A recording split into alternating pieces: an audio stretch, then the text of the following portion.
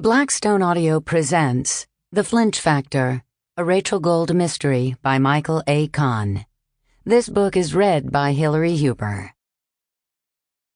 To my mother-in-law, Anne Lenga, with love and admiration.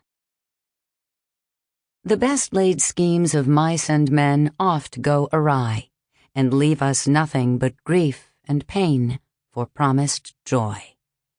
Robert Burns, To a Mouse, 1785.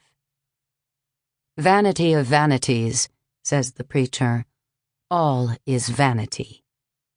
Ecclesiastes. Chapter 1. The year People magazine selected George Clooney as its sexiest man in the world, women in that part of the world known as St. Louis shook their heads.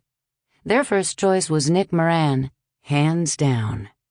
Although Nick could have passed for George Clooney's bearded, blue-eyed younger brother, his appeal went beyond his good looks. He was, after all, the Moran of Moran renovations.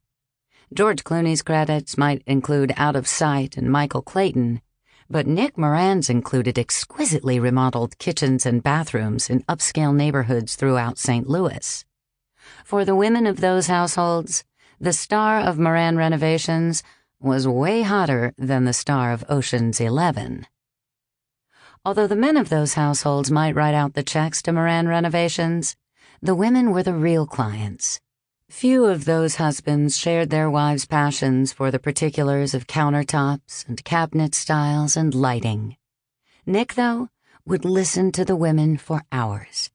He'd sit with them at the kitchen table, leafing through stacks of Architectural Digest and House Beautiful, and spend afternoons shopping with them for the perfect light fixtures or the ideal countertops. Granite, ceramic tile, or Cambria quartz? These were profound questions, and Nick treated them as such. There were rumors, of course, but what do you expect?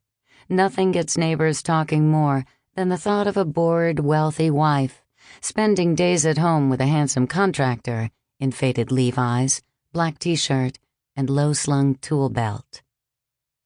I understood. Nick had remodeled my kitchen and rehabbed the coach house out back for my mother. Barely a week into the kitchen renovations, and I was smitten and embarrassed. Nick was too classy to flirt with his clients. He had the aura of the earnest tradesman devoted to his craft, and thus I resisted the urge. Sample complete. Ready to continue?